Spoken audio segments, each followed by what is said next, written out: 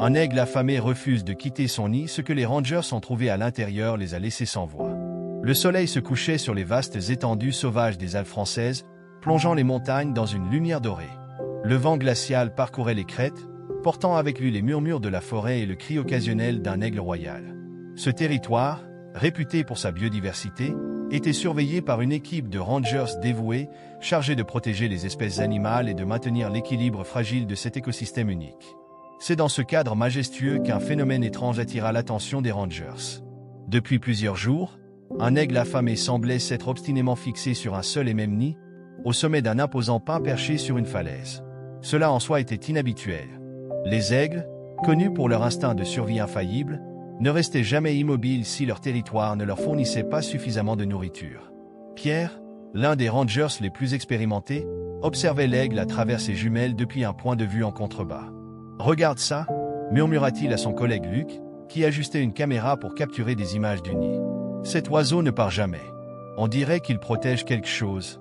Mais quoi » Luc haussa les épaules, mais son visage trahissait une curiosité croissante.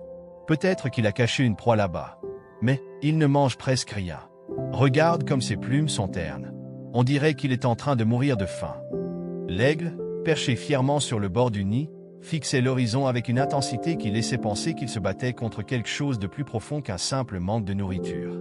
Pierre et Luc savaient qu'ils devaient comprendre ce qui se passait. Les jours passèrent, et l'aigle ne bougea pas. Il restait là, immobile, comme figé dans une lutte invisible. Les rangers décidèrent d'approcher la situation avec prudence. Une intervention prématurée pourrait perturber l'oiseau, voire endommager son habitat. Mais la question persistait, pourquoi restait-il ? Pour en savoir plus sans effrayer l'aigle, l'équipe utilisa un drone équipé d'une caméra. Le drone, silencieux, survola lentement la falaise, offrant une vue plongeante sur le nid. Ce qu'ils virent sur les premiers clichés n'apporta aucune réponse claire. Le nid semblait normal, un entrelac de branches et de plumes. Mais un détail attira leur attention. « Tu as vu ça » demanda Pierre en pointant un écran. Une ombre étrange semblait se mouvoir sous les branches du nid. Luc plissa les yeux. « Oui, mais qu'est-ce que c'est ? Ce n'est pas une proie. Ça, non ?» Ils ajustèrent les angles de la caméra pour mieux voir, mais l'ombre disparut presque immédiatement. Les rangers échangèrent un regard perplexe. Ils savaient que quelque chose d'inhabituel se cachait là, mais ils ne pouvaient pas encore déterminer quoi. Le mystère ne faisait que s'épaissir. Alors que les jours passaient, l'état de l'aigle se détériorait visiblement. Ses plumes perdaient leur éclat, ses mouvements devenaient plus lents, et pourtant, il ne quittait pas son poste. Cette obstination silencieuse fascinait les rangers autant qu'elle les inquiétait.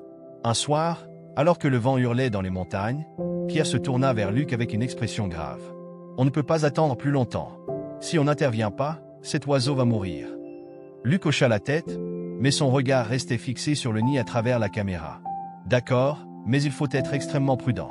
S'il protège quelque chose, on risque de le perturber ou de provoquer un comportement agressif. » Ils décidèrent de s'approcher du nid le lendemain, en utilisant un harnais et des cordes pour escalader la falaise. L'opération serait délicate, mais nécessaire. Le matin venu, le ciel était dégagé, et l'équipe se prépara à l'expédition. Pierre, attaché à une corde, commença à gravir la falaise, suivi de Luc, qui portait un équipement de sécurité et une trousse de premier secours. Leur progression était lente, chaque mouvement mesuré pour éviter d'effrayer l'aigle. À mesure qu'il se rapprochait du nid, l'aigle devint de plus en plus agité. Ses cris perçants résonnaient dans la vallée, et ses ailes s'étendaient dans un geste de défi. Pierre murmura « Il sait qu'on approche ». Quand ils furent enfin à portée, ils s'arrêtèrent pour observer. L'aigle, malgré son apparence affaiblie, semblait déterminé à protéger son territoire.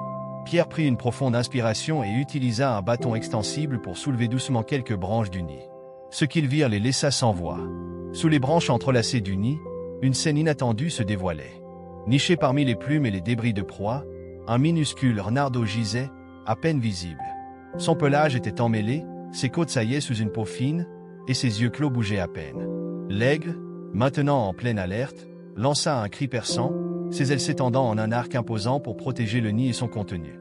Pierre, ébahi, resta figé un instant, incapable de détourner le regard du spectacle. « Un renardeau » murmura-t-il, comme si dire ces mots à haute voix rendait la situation encore plus irréelle. Luc, en contrebas, regardait à travers les jumelles. « C'est impossible. Un aigle qui protège un renard, ce n'est pas naturel. » Pourtant, l'épreuve était là, sous leurs yeux. Le renardeau n'avait aucune chance de survie sans l'intervention de l'aigle. Mais pourquoi cet oiseau, un prédateur par excellence, nourrissait-il un animal qui aurait dû être une proie? L'équipe savait qu'il devait agir rapidement. Le renardeau, bien qu'encore vivant, montrait des signes de déshydratation sévère et d'épuisement. Pierre fit un geste pour approcher le nid, mais l'aigle se jeta en avant, ses serres griffes en l'air, prêt à défendre son territoire. « Pas si vite », murmura Pierre en reculant légèrement. « Cet aigle ne va pas nous laisser nous approcher sans résistance. » Luc réfléchit un moment avant de suggérer. « Peut-être que nous devrions utiliser une méthode plus douce. Si on le distrait avec de la nourriture, il pourrait nous permettre de nous approcher. » Ils décidèrent de retourner à leur base pour élaborer un plan plus détaillé. En chemin, les Rangers discutaient de ce qu'ils venaient de voir, encore sous le choc de la découverte. « C'est incroyable, » dit Pierre. « Je n'ai jamais rien vu de tel. Cet aigle est prêt à mourir de faim pour protéger un animal qui n'est même pas de son espèce. » Luc hocha la tête, pensif. Cela change complètement ce que nous pensions savoir sur le comportement des animaux. Peut-être que l'instinct de survie n'est pas la seule force motrice. Il y a peut-être quelque chose de plus profond ici, de la compassion. Le lendemain, les Rangers retournèrent à la falaise, armés d'un plan. Ils avaient apporté de petits morceaux de viande fraîche, espérant attirer l'aigle à distance suffisante pour permettre à Pierre d'examiner le renardeau de plus près. Au départ, l'aigle ignora la nourriture, restant fermement posté près du nid. Mais après plusieurs minutes d'hésitation, poussé par la faim, il finit par descendre sur une branche voisine, gardant toujours un œil vigilant sur ses visiteurs humains. Pierre profita de l'occasion pour grimper rapidement jusqu'au nid. Il déplaça délicatement les branches autour du renardeau, révélant davantage son état désespéré. L'animal respirait faiblement, son petit corps tremblant légèrement. « Luc, il est en mauvais état, » appela Pierre. « Si on ne fait rien, il ne passera pas la nuit. » Luc hésita. « Et l'aigle? On ne peut pas simplement enlever le renardeau. Cet oiseau semble lié à lui, d'une manière ou d'une autre. » Pierre acquiesça. « Alors, on doit trouver un équilibre. On ne peut pas le laisser mourir, mais on ne peut pas non plus ignorer ce lien étrange. » Ils décidèrent de mettre en place un plan d'urgence. Pierre descendit prudemment du nid avec le renardeau enveloppé dans une serviette, tandis que Luc restait pour surveiller l'aigle.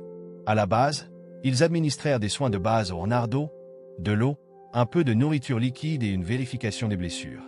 Pendant ce temps, l'aigle continuait de surveiller la falaise, lançant des cris occasionnels, comme s'il appelait son protégé. Les Rangers savaient qu'ils ne pouvaient pas garder le renardeau longtemps, mais il fallait au moins qu'il retrouve un peu de force. « Il doit y avoir une raison à tout ça, » dit Pierre en regardant le renardeau s'endormir dans une couverture chaude. « Ce n'est pas juste un hasard. » Luc ajouta. « Peut-être que l'aigle a perdu ses propres petits et qu'il voit en ce renardeau une chance de compenser cette perte. » Le lendemain, le renardeau, bien que toujours faible, montra des signes de rétablissement. Les Rangers décidèrent de le ramener au nid. Ils espéraient que l'aigle reprendrait son rôle étrange de protecteur, tout en permettant au renardeau de continuer à récupérer dans son habitat naturel.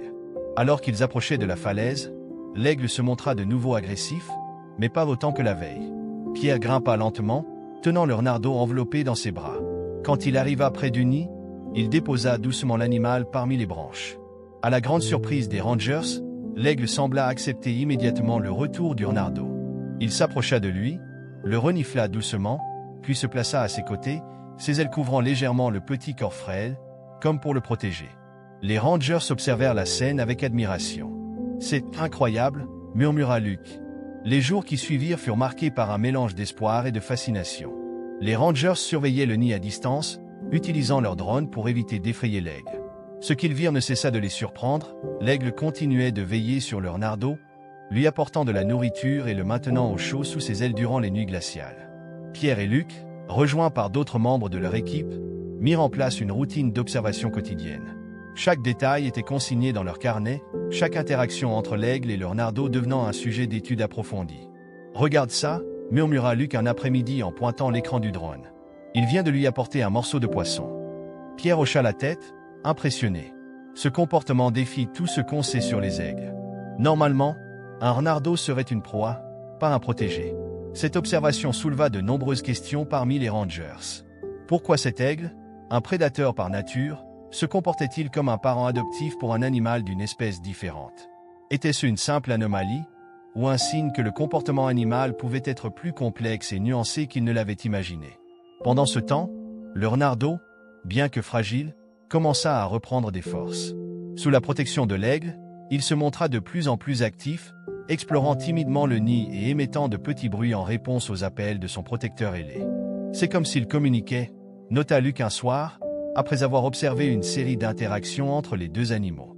Pierre répondit, peut-être qu'ils ont développé un lien. Une sorte de compréhension mutuelle née de leur situation commune. Les Rangers décidèrent de partager leurs découvertes avec la communauté scientifique locale. Ils organisèrent une réunion avec des biologistes et des comportementalistes animaliers pour discuter de ce phénomène inhabituel. Lors de cette réunion, ils présentèrent des vidéos et des photos du comportement de l'aigle et du renardeau. Le professeur Marchand, un éthologue renommé, regarda les images avec un mélange de fascination et de scepticisme. « C'est absolument remarquable », déclara-t-il. Mais il faut approfondir l'analyse. Ce type de comportement est extrêmement rare chez les oiseaux de proie. Il pourrait s'agir d'une réponse à un traumatisme ou d'un simple instinct mal dirigé. D'autres scientifiques émirent des hypothèses similaires, mais tous s'accordèrent sur un point, ce qu'ils observaient était sans précédent et méritait une étude approfondie. Dans les semaines qui suivirent, l'intérêt pour l'aigle et le renardeau s'intensifia. Les médias locaux commencèrent à couvrir l'histoire, attirant l'attention du public. Les vidéos des interactions entre l'aigle et le renardeau devinrent virales, suscitant des discussions sur les réseaux sociaux et dans les cercles scientifiques. Pourtant, malgré toute cette attention, les Rangers restaient prudents. Leur priorité était de protéger l'aigle et le renardeau, veillant à ce que leur nid ne devienne pas une attraction touristique ou une cible pour des curieux indélicats. « Nous devons garder cela aussi discret que possible », rappela Pierre à son équipe. Ces animaux ont besoin d'espace pour continuer leur étrange relation sans interférence humaine. Pendant ce temps, l'aigle semblait retrouver de l'énergie grâce à la nourriture que les Rangers laissaient à proximité. Bien qu'il continuât de chasser par lui-même, ces suppléments alimentaires lui permettaient de maintenir son propre état de santé tout en veillant sur le renardeau. Mais tout ne se passait pas sans difficulté. Un matin, les Rangers remarquèrent que le renardeau avait quitté le nid et explorait dangereusement le bord de la falaise. L'aigle, alarmé, fit des cercles au-dessus du petit animal, lançant des cris pour le guider à retourner dans le nid. Il agit comme un parent protecteur, observa Luc avec admiration. Heureusement, le renardeau finit par regagner le nid, mais cet épisode rappela aux Rangers que la situation restait précaire. Le renardeau grandissait, et il faudrait bientôt trouver une solution pour l'aider à retrouver un habitat naturel adapté à son espèce. Les semaines passèrent, et le lien entre l'aigle et le renardeau devint encore plus fascinant. Il semblait avoir établi une sorte de routine. Le matin, l'aigle partait chasser, laissant le renardeau seul dans le nid, mais revenait toujours avec de quoi le nourrir. Les interactions entre les deux étaient empreintes d'une tendresse qui ne cessait d'étonner les observateurs. Un soir, alors que Pierre et Luc observaient à distance, ils remarquèrent quelque chose d'inhabituel. Le renardeau, maintenant plus fort et plus actif, tentait de suivre l'aigle en déployant de petites foulées maladroites le long des branches. « On dirait qu'il essaie d'imiter l'aigle », dit Luc en riant doucement. Pierre acquiesça, mais son expression était pensive. « Ce lien est incroyable, mais il ne peut pas durer éternellement. Le renardeau devra un jour apprendre à vivre seul dans son propre environnement. » Cette réflexion pesa lourd sur les Rangers. Bien qu'ils aient été témoins d'un miracle de la nature, ils savaient que leur rôle était de préparer ces animaux à retourner dans la nature, chacun dans son propre rôle. Malgré leur fascination pour ce lien extraordinaire entre l'aigle et le renardeau, les Rangers savaient qu'un choix difficile les attendait. Si ce renardeau était un jour relâché dans la nature, il devrait apprendre à vivre comme un renard, loin de la protection de son parent adoptif. Pourtant, chaque jour qui passait rendait cette séparation plus compliquée, tant pour l'aigle que pour le petit animal. Une matinée fraîche et brumeuse, Pierre et Luc décidèrent de grimper à nouveau jusqu'au nid pour effectuer un suivi plus rapproché. Ils étaient accompagnés cette fois par Émilie, une biologiste spécialisée dans les interactions interspécifiques. Émilie, qui avait suivi l'histoire de loin, était impatiente de voir de ses propres yeux cette relation unique. « Je dois avouer que j'ai du mal à y croire, même avec toutes les vidéos que vous m'avez montrées, » dit-elle alors qu'ils s'équipaient pour escalader la falaise. Un aigle qui adopte un renardeau, c'est le genre d'histoire qu'on trouve dans les contes, pas dans la réalité. Pierre lui sourit. Préparez-vous à être surprise. Cet aigle a défié toutes nos attentes. En atteignant le nid, les Rangers et Émilie furent accueillis par un spectacle qui dépassait tout ce qu'ils avaient imaginé.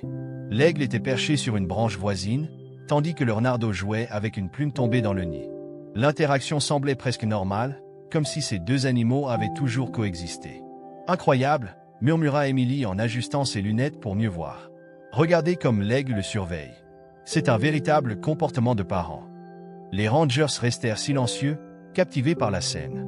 Pourtant, l'état de santé de l'aigle les préoccupait toujours. Bien qu'ils paraissent légèrement plus en forme grâce à la nourriture fournie par les Rangers, il était évident que ce rôle de protecteur l'épuisait. Emily, examinant les mouvements du renardeau, nota un détail important. Il commence à montrer des signes d'indépendance, dit-elle. Il explore plus, il joue. Mais il est aussi vulnérable. Si nous ne trouvons pas une solution rapidement, il pourrait se mettre en danger. Cette remarque incita les Rangers à envisager des mesures concrètes. Ils savaient que le moment était venu de préparer une transition pour le renardeau, tout en trouvant un moyen de préserver le lien qui s'était formé entre lui et l'aigle. Ils décidèrent de construire un enclos sécurisé non loin du nid, dans une zone abritée mais suffisamment proche pour que l'aigle puisse continuer à interagir avec le renardeau.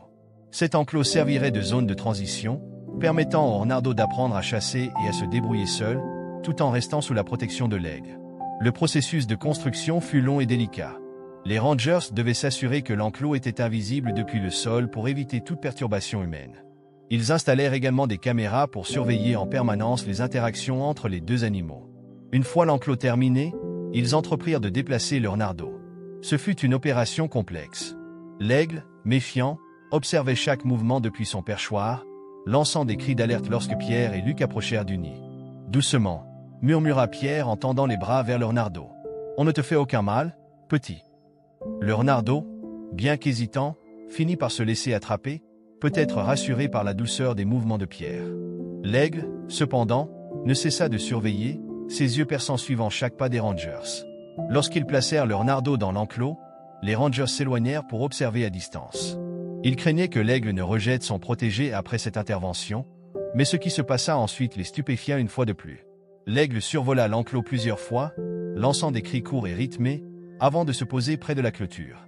Le renardeau, visiblement nerveux, trottina jusqu'à lui, les deux animaux se retrouvant séparés seulement par un mince grillage. « Il ne l'abandonne pas » murmura Emily, émue. Les jours suivants confirmèrent cette observation. L'aigle continua de chasser pour le renardeau, déposant de petites proies près de l'enclos. Les Rangers notèrent également que le renardeau commençait à adopter des comportements plus typiques de son espèce, comme creuser dans la terre et tenter de chasser les insectes. « Il apprend », dit Luc en observant une vidéo prise par l'une des caméras. Petit à petit, il se prépare à vivre seul. Cependant, un nouveau dilemme se posa.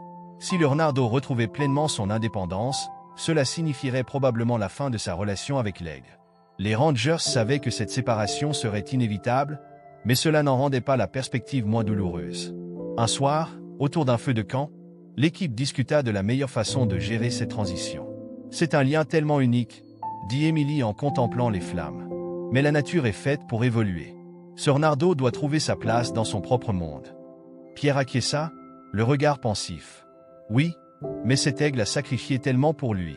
C'est comme s'il nous montrait une autre facette de la nature, quelque chose de plus humain. » Luc, toujours pragmatique, ajouta « Peut-être que c'est justement là la leçon.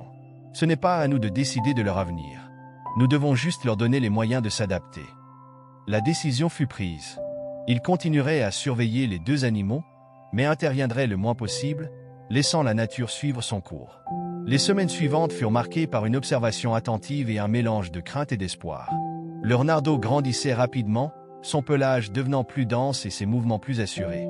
Il passait de plus en plus de temps à explorer l'enclos, sautillant de branche en branche et creusant des petits terriers dans le sol meuble. De son côté, l'aigle semblait s'adapter à la nouvelle situation. Il continuait de survoler l'enclos régulièrement, déposant parfois des proies à proximité. Mais il passait également plus de temps à voler dans la vallée, comme s'il reprenait peu à peu ses habitudes naturelles. « Regarde ça », dit Luc un matin en montrant une vidéo prise par une des caméras. Le renardeau essaie de chasser un mulot. Pierre observa l'écran avec attention. Le petit animal bondissait maladroitement, ratant sa cible mais persistant avec une détermination admirable. « C'est bon signe », dit-il. Il commence à développer ses instincts. Pourtant, malgré ses progrès, les Rangers savaient que le moment crucial approchait. Le renardeau ne pouvait pas rester éternellement dans l'enclos. Il devrait bientôt être relâché dans la nature, où il devrait apprendre à survivre seul. Une réunion fut organisée avec Emily et d'autres experts pour discuter de la meilleure façon de procéder. Le principal défi, expliqua Emily, sera d'assurer une transition en douceur. Si nous le relâchons trop tôt, il pourrait ne pas être prêt à se débrouiller seul. Mais si nous attendons trop longtemps, il pourrait devenir trop dépendant de l'aigle ou même de nous. Pierre hocha la tête. Et que se passera-t-il pour l'aigle? Ce lien qu'ils ont créé est si fort. Est-ce qu'il continuera à chercher le renardeau, même après sa libération? Émilie réfléchit un moment avant de répondre. C'est difficile à dire. Nous n'avons jamais observé un comportement comme celui-ci chez un aigle. Mais la nature a sa propre façon d'équilibrer les choses. Peut-être que l'aigle reprendra simplement sa vie une fois le renardeau parti. La discussion se poursuivit pendant plusieurs heures, et il fut finalement décidé que le renardeau serait relâché progressivement, d'abord dans une zone protégée mais ouverte, où il pourrait s'adapter à son nouvel environnement tout en restant sous surveillance. Le jour de la libération arriva plus vite que les rangers ne l'avaient prévu. Une brise douce soufflait dans la vallée alors qu'ils transportaient le renardeau dans une cage spécialement conçue jusqu'à la nouvelle zone. L'aigle, fidèle à son rôle de protecteur, survolait l'équipe, lançant des cris réguliers comme pour s'assurer que tout se passait bien. Lorsqu'ils atteignirent l'endroit choisi, un espace dégagé bordé de buissons et de petites grottes, Pierre ouvrit lentement la cage. Le renardeau hésita un instant, reniflant l'air frais, avant de sortir prudemment. Il fit quelques pas, s'arrêtant pour regarder autour de lui, comme s'il prenait conscience de l'immensité de ce nouvel environnement. Puis, à la surprise des rangers, il se retourna et lança un petit cri dans la direction de l'aigle, qui planait encore au-dessus d'eux.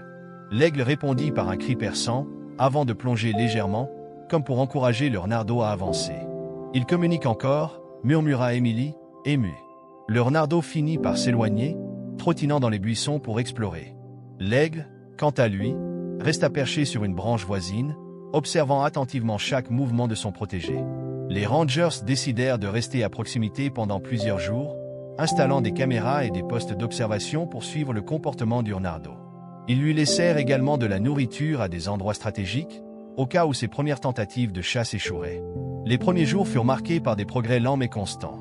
Le renardeau a appris à chasser des proies plus petites, à se cacher des prédateurs, et même à creuser un terrier pour se protéger des intempéries. L'aigle, bien qu'il passât de plus en plus de temps à voler dans la vallée, revenait chaque soir pour surveiller son ancien nid et la zone où se trouvait le renardeau.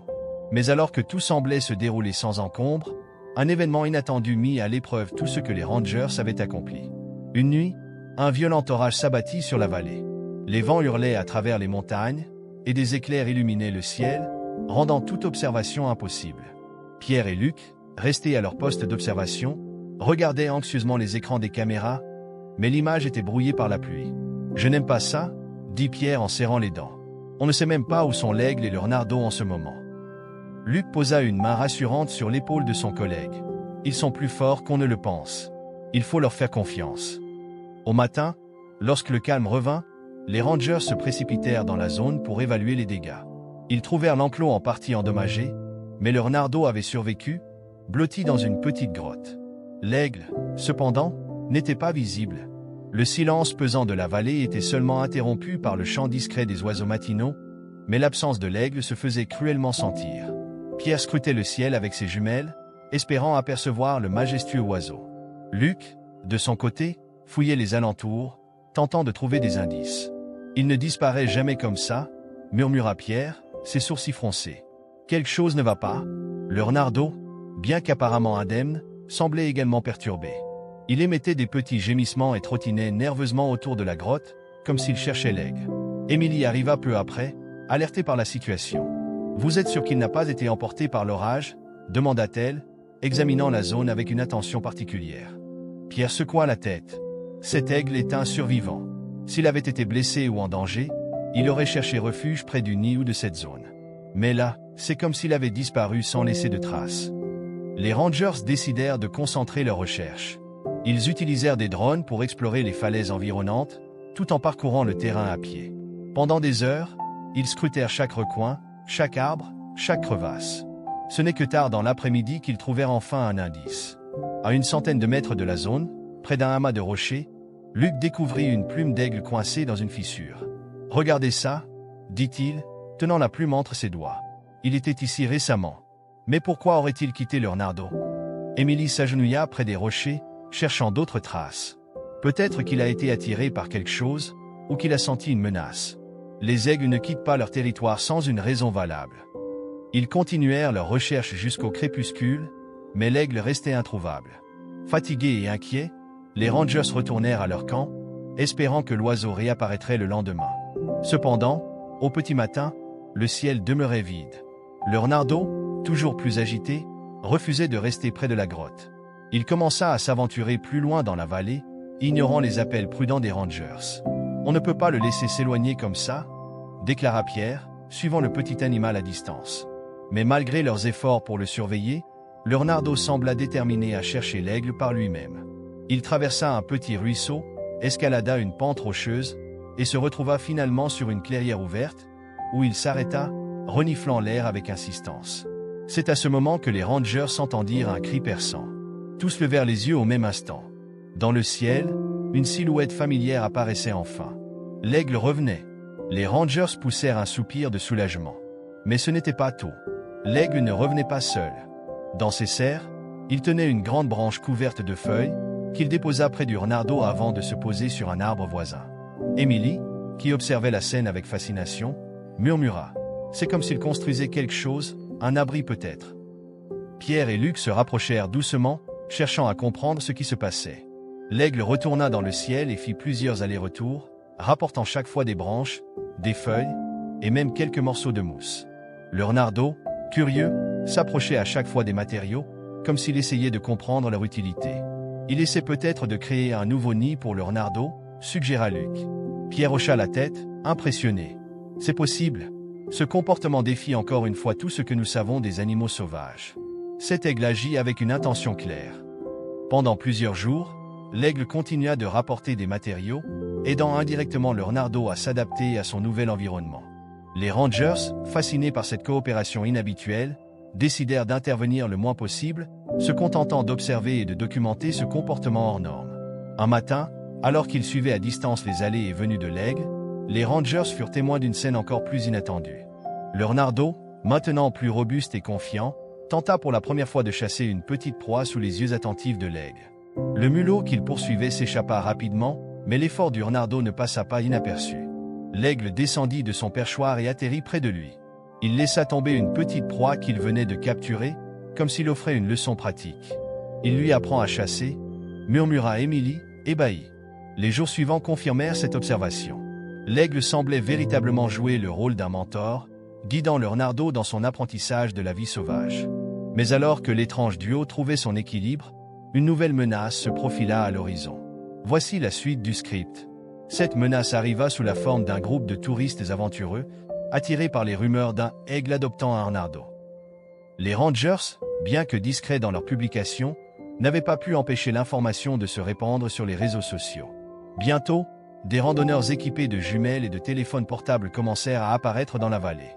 Un matin, Pierre et Luc, depuis leur poste d'observation, aperçurent un groupe s'approcher dangereusement de la zone où l'aigle et le renardeau passaient le plus clair de leur temps. « Ça ne peut pas continuer comme ça », dit Pierre en ajustant ses jumelles. « S'il se rapproche trop, ça pourrait effrayer l'aigle et mettre le renardeau en danger. » Luc acquiesça. « On doit intervenir.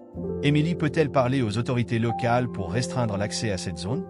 Émilie, contactée rapidement, se mit en relation avec les responsables du parc.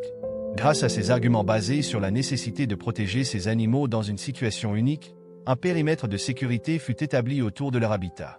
Cependant, malgré ces mesures, quelques curieux persistent à vouloir s'aventurer plus près, alimentant l'anxiété des rangers. Un jour, alors qu'un drone non autorisé bourdonnait près de l'aigle, celui-ci lança un cri puissant et s'éloigna, laissant le renardeau seul et désorienté. Pierre descendit précipitamment la falaise pour éloigner le drone. « Vous devez partir », ordonna-t-il au propriétaire de l'appareil. « Vous perturbez ces animaux. » Le propriétaire, visiblement gêné, récupéra son drone et s'éloigna sans protester. Mais l'incident laissa les rangers inquiets. Si ça se reproduit, l'aigle pourrait finir par abandonner le renardeau, soupira Luc. Les jours suivants, l'équipe redoubla d'efforts pour surveiller les alentours. Ils installèrent des panneaux discrets mais explicites autour de la zone protégée, expliquant que cette région abritait des animaux vulnérables nécessitant tranquillité et isolement. Malgré ces défis, le lien entre l'aigle et le renardeau restait intact. Le renardeau continuait à grandir et à développer ses instincts de survie. Son pelage avait pris une teinte plus dense et éclatante, et ses mouvements étaient désormais fluides et assurés. Un après-midi, alors qu'Émilie examinait les dernières vidéos enregistrées, elle remarqua un changement subtil dans le comportement de l'aigle. « Regardez ça », dit-elle en montrant l'écran à Pierre et Luc. l'aigle passe de plus en plus de temps à voler seul. On dirait qu'il prépare une sorte de séparation naturelle. Pierre observa attentivement la vidéo. L'aigle revenait toujours auprès du renardeau, mais ses absences se faisaient plus longues. Peut-être qu'il sent que le renardeau est prêt, suggéra Luc. Cette hypothèse se confirma quelques jours plus tard, lorsque le renardeau, pour la première fois, s'aventura au-delà de la zone protégée sans montrer de signe de panique. L'aigle, bien qu'il l'ait suivi à distance, ne se posa pas immédiatement pour intervenir. « C'est un test », murmura Pierre. « Il veut voir si le renardeau peut se débrouiller seul. » Le renardeau, après avoir exploré les alentours, revint finalement à son point de départ, visiblement rassuré par cette première expédition en solitaire. Les Rangers comprirent alors que le moment de la séparation approchait. Un matin brumeux, ils furent témoins de la scène qu'ils redoutaient autant qu'ils l'attendaient. L'aigle, perché sur une branche, regardait le renardeau avec une intensité inhabituelle. Puis, il lança un cri perçant et s'envola, prenant de l'altitude rapidement. Le renardeau leva les yeux, suivant l'aigle du regard. Il ne bougea pas pendant plusieurs minutes, comme s'il attendait un signal. Mais l'aigle ne revint pas. « C'est le moment », murmura Émilie, émue. Il l'a préparé pour ça. Le renardeau, après un long instant d'hésitation, commença à trotter doucement, s'aventurant plus loin qu'il ne l'avait jamais fait auparavant. Cette fois, il ne regarda pas en arrière. Les Rangers suivirent ses mouvements à distance, le regardant disparaître dans les buissons, son petit corps se confondant avec les ombres de la forêt. Pierre poussa un soupir, partagé entre la tristesse et la fierté. « C'est fini. L'aigle a fait son travail. » Luc hocha la tête. « Oui, et maintenant, ce renardeau a une chance de vivre sa vie comme il l'entend. » Cependant, leur histoire ne s'arrêta pas là. Quelques semaines plus tard, une vidéo prise par une caméra de surveillance dans une région voisine montra un renardeau solitaire, plus grand et plus confiant, chassant avec succès un petit rongeur. Les Rangers reconnurent immédiatement leur protégé. « Il a réussi », dit Émilie en souriant. Quant à l'aigle, il ne fut plus revu dans la vallée. Mais dans l'esprit des Rangers, son acte extraordinaire restait gravé comme un rappel poignant de la complexité et de la beauté de la nature. Les mois passèrent, et l'histoire de l'aigle et du renardeau continua de résonner parmi ceux qui en avaient été témoins. Les Rangers, bien qu'occupés par d'autres missions, se retrouvaient souvent à discuter de cette relation improbable autour du feu de camp ou lors de réunions. « Ce que cet aigle a fait, » déclara Pierre un soir, « dépasse tout ce que nous aurions pu imaginer sur le comportement animal. Il ne s'agit pas seulement d'instinct ou de survie. C'est quelque chose de plus profond. » Luc hocha la tête. « Cela nous rappelle à quel point nous comprenons peu la nature. Nous avons toujours pensé que tout était dicté par des règles strictes, chasse, territoire, reproduction. Mais cet aigle a montré qu'il existe des exceptions. » L'histoire attira également l'attention de la communauté scientifique internationale. Des articles furent publiés, analysant le comportement de l'aigle et proposant diverses théories. Certains chercheurs avancèrent que l'aigle avait perdu ses propres petits et avait transféré son instinct de protection sur le renardeau. D'autres pensaient que cet acte relevait d'une forme de compassion instinctive, une qualité rarement observée chez les animaux sauvages. Mais au-delà des théories, cette histoire toucha profondément le grand public. Les vidéos et les photos partagées par les Rangers continuèrent à circuler, inspirant des discussions sur les réseaux sociaux et dans les médias. « Ce n'est pas seulement une histoire d'animaux », écrivit un internaute dans un commentaire. C'est une leçon pour nous tous. Si un aigle peut dépasser ses instincts pour protéger un être différent, pourquoi les humains ne pourraient-ils pas faire de même? Cette réflexion trouva un écho particulier auprès des Rangers, qui furent invités à partager leur expérience lors de conférences et d'événements éducatifs. Pierre, souvent ému en racontant cette histoire, conclut ses présentations par un message fort. « Ce que nous avons vu nous rappelle que la nature est pleine de surprises. Elle nous apprend que parfois, les actes de survie peuvent devenir des actes de compassion. Cet aigle et ce renardeau nous ont montré qu'il existe des ponts entre les espèces, des connexions que nous ne comprenons pas encore pleinement, mais qui nous poussent à respecter et protéger ce monde naturel. » Quant au renardeau, les caméras installées dans la région continuèrent à le repérer de temps à autre. À chaque observation, il semblait plus robuste, plus confiant. Il avait trouvé son propre terrier et était devenu un chasseur habile, capable de survivre seul. Un jour, une caméra le captura alors qu'il se tenait au sommet d'une colline, regardant le ciel. Un aigle planait au-dessus de lui, sa silhouette imposante se découpant contre les nuages. Les deux semblaient échanger un moment silencieux, avant que l'aigle ne disparaisse dans l'horizon. « Peut-être que c'était lui », murmura Émilie en voyant les images. Luc sourit. « Peut-être que certains liens ne se brisent jamais vraiment. » Pour les Rangers, Cet événement laissa une empreinte indélébile. Dans un monde où la nature était souvent vue comme impitoyable et régie par des lois rigides, cet aigle affamé et ce petit renardeau vulnérable avaient raconté une autre histoire, celle de la résilience, de l'instinct, mais aussi d'une forme de compassion qui transcendait les espèces. Les rangers continuèrent leur travail dans la vallée, mais chaque fois qu'ils levaient les yeux vers le ciel et apercevaient un aigle, ils ne pouvaient s'empêcher de se demander « Et si c'était lui, encore une fois en train de veiller sur quelque chose ou quelqu'un ?» Les jours qui suivirent la séparation de l'aigle et du renardeau furent marqués par un étrange mélange de vide et de fascination pour les rangers. Bien qu'ils continuassent leur mission quotidienne, une question restait ancrée dans leurs esprits. Qu'est-ce qui avait réellement motivé cet aigle à protéger un renardeau? Pierre, connu pour son pragmatisme, avoua un jour « Cela me hante encore ». Ce n'était pas seulement un instinct. C'était presque réfléchi, comme si cet aigle avait compris quelque chose que nous ne comprenons pas. Émilie, qui étudiait les comportements interspécifiques depuis des années, partageait cet étonnement. On voit parfois des comportements similaires chez les mammifères, mais chez les oiseaux de proie, c'est pratiquement inédit. Cela remet en question beaucoup de nos idées reçues sur la nature. Le groupe décida de mener une étude approfondie pour comprendre les raisons possibles de cette relation unique. Ils analysèrent les vidéos, notèrent les interactions et compilèrent leurs observations dans un rapport détaillé destiné à la communauté scientifique. Les réactions du public. L'histoire, déjà virale sur les réseaux sociaux, continua de captiver l'attention. Des artistes peignirent des tableaux inspirés de l'aigle et du renardeau, tandis que des écrivains publièrent des articles philosophiques sur ce qu'ils considéraient comme une leçon donnée par la nature. Une chaîne de télévision nationale contacta les rangers pour réaliser un documentaire. Pierre, bien que réticent à se retrouver sous les projecteurs, accepta de raconter l'histoire devant les caméras, insistant sur le besoin de protéger la faune sauvage. « Ce que nous avons vu n'est pas seulement une curiosité biologique », déclara-t-il lors d'une interview. C'est un rappel de l'importance de respecter les écosystèmes. La nature a ses propres règles, bien plus complexes que tout ce que nous pouvons imaginer. Le documentaire, intitulé L'aigle et le renard, une amitié inattendue, rencontra un succès retentissant. Il fut traduit en plusieurs langues et diffusé dans des écoles, des centres culturels et des conférences sur la biodiversité. Cependant, tout le monde n'était pas d'accord avec l'interprétation de l'événement. Certains biologistes restèrent sceptiques, affirmant que le comportement de l'aigle pouvait être le fruit d'un désordre biologique causé par des facteurs environnementaux comme le stress ou la rareté des proies. Cela pourrait être une anomalie, déclara un expert lors d'un débat télévisé. Nous devons éviter d'attribuer des intentions humaines à des animaux sauvages. Mais Émilie répondit à ces critiques avec calme. Même si c'était une anomalie, cela reste une opportunité unique d'apprendre quelque chose de nouveau. Les comportements qui sortent de la norme sont souvent ceux qui nous apprennent le plus sur la complexité de la nature. Retour dans la vallée. Les rangers, malgré l'agitation médiatique, continuèrent à retourner dans la vallée pour surveiller la zone. Un matin brumeux, alors qu'ils vérifiaient les caméras installées près du territoire du renardeau, ils découvrirent une image inattendue. Le renardeau, maintenant adulte, était accompagné d'un autre renard, probablement une compagne ou un compagnon. Les deux animaux exploraient la forêt ensemble, se comportant comme de vrais prédateurs indépendants. « Regarde ça » dit Luc avec un sourire. Il a trouvé une famille. Pierre hocha la tête, ému. C'est le cycle naturel. Il a grandi, il a survécu, et maintenant il continue sa vie. Mais ce n'était pas tout.